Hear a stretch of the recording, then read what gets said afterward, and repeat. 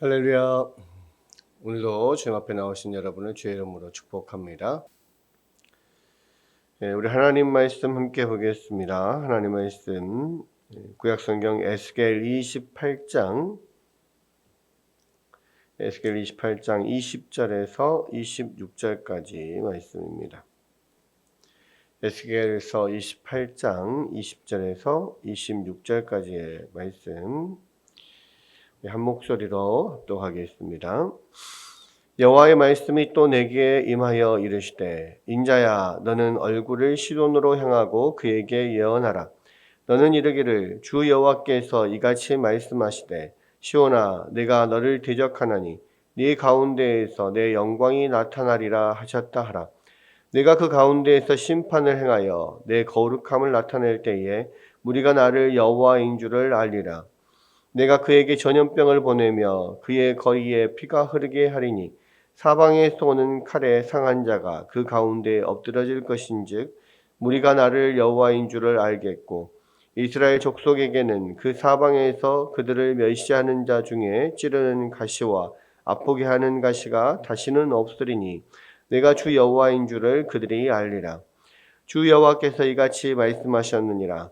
내가 여러 민족 가운데 흩어져 있는 이스라엘 족속을 모으고 그들로 말미암아 여러 나라의 눈앞에서 내 거룩함을 나타낼 때에 그들이 고국 땅 곧 내 종 야곱에게 준 땅에 거주할지라.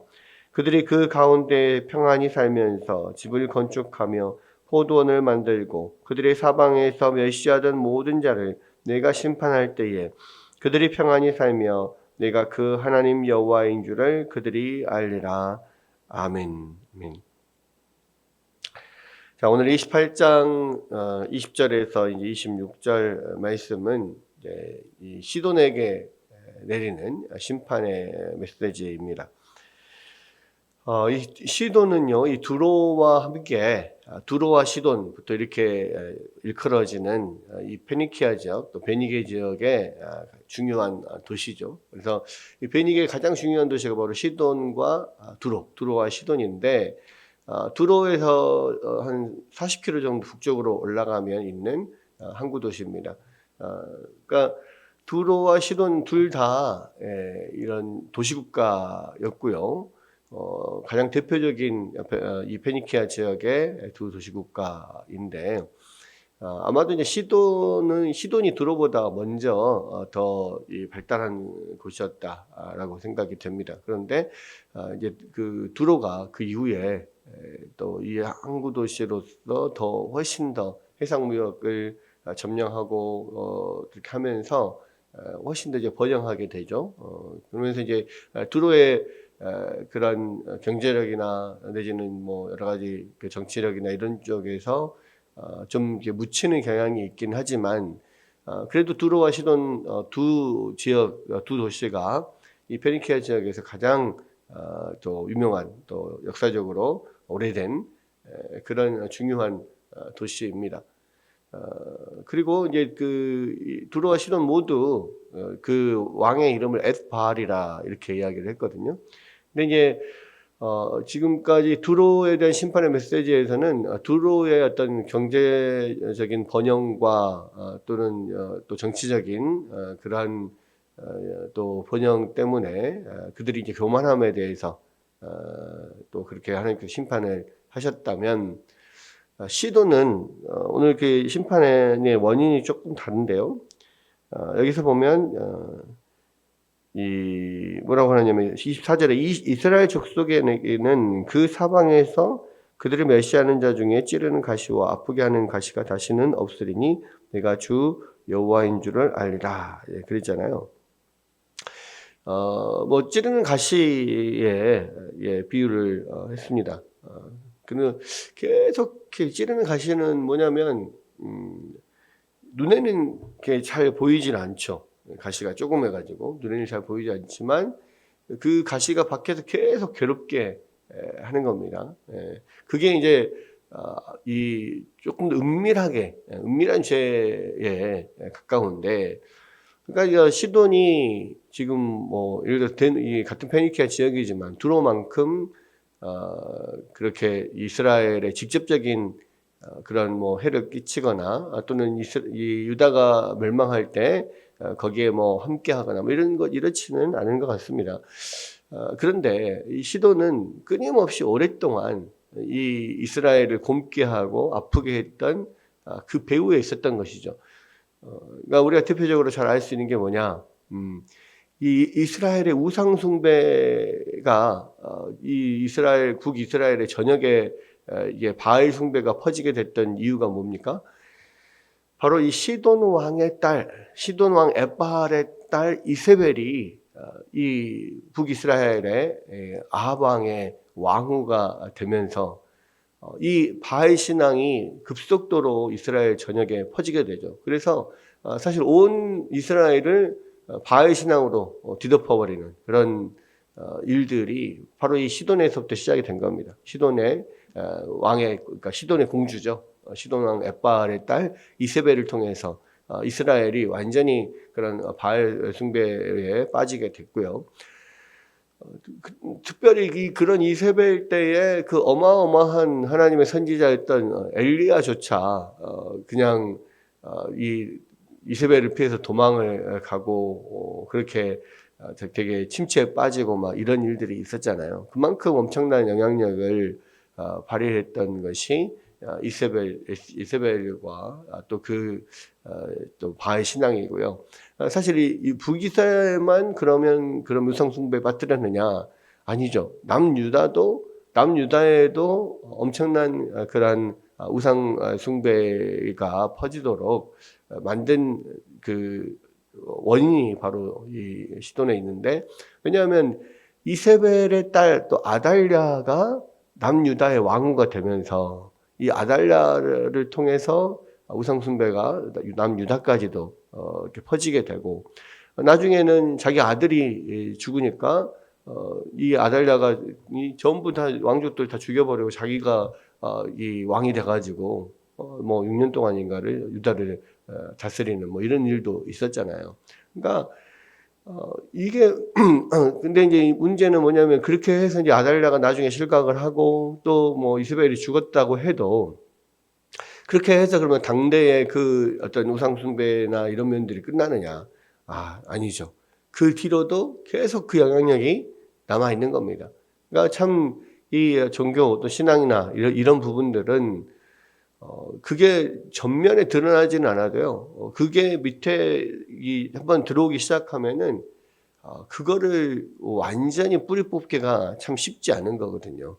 결국은 뭡니까? 이 이스라엘과 유다의 또 하나님의 심판을 받고 멸망을 하게 되는 사실은 모두 북이스라엘 완전히 아수르에 의해서 멸망을 하고 남유다가 바벨론에서 멸망을 하지만 이 민족들을 들어서 하나님께서 심판을 하셨지만 그러나 그 심판을 하나님께서 그 주관하시는 분 하나님이셨고 그 심판을 하는 원인이 무엇이었어요? 바로 이 가장 큰 이유 중에 하나가 바로 이 우상 숭배잖아요. 그러니까 뭐 겉으로는 막 엄청나게 막 이렇게 크게 드러나진 않지만 정말 그 이스라엘을 아프게 하고 곪게 하는 가시의 역할을 한 것이 시돈이다 이렇게 볼 수가 있는 거죠. 그런데 하나님께서는 그러한 시돈을 그냥 두지 않겠다.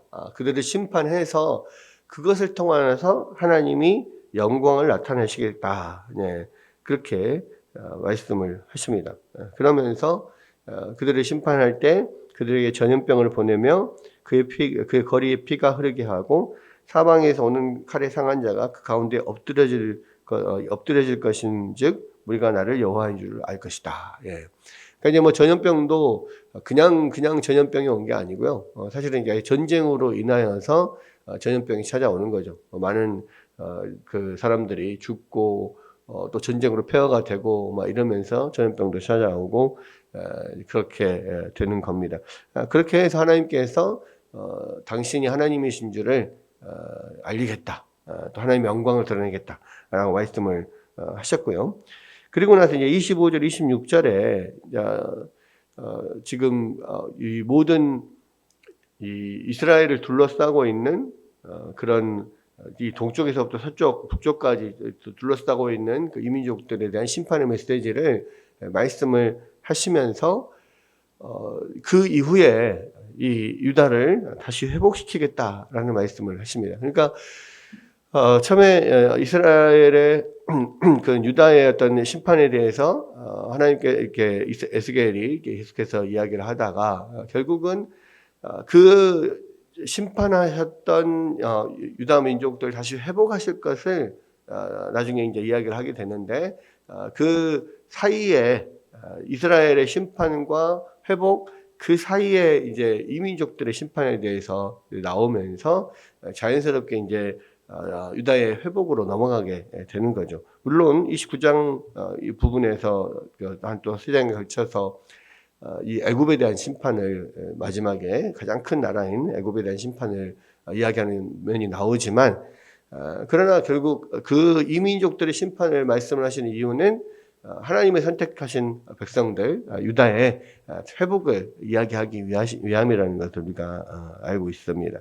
여기서도 지금 이제 이스라엘을 유다를 둘러싸고 있는 그런 이민족들의 심판을 이제 거의 다 이야기를 한 다음에 25, 26절에 회복을 말씀하시는데 주 여호와께서 이같이 말씀하셨느니라 내가 여러 민족 가운데 흩어져 있는 이스라엘 족속들을 모으고 그들로 말미암아 여러 나라의 눈앞에서 내 거룩함을 나타낼 때에 그들이 고국 땅 내 종 야곱에게 준 땅에 거주할지라.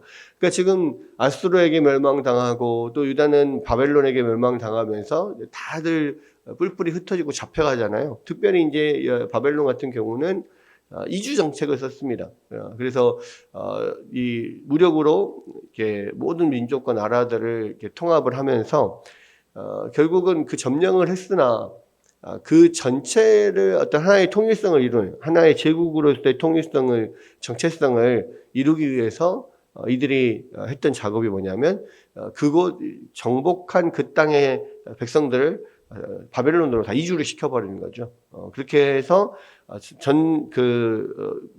백성들을 그 나라 사람들을 다 이게 섞어가지고 한 곳에 이렇게 바벨론으로 다 모아가지고 자기가 나고 자란 곳에서 떠나게 하는 거죠.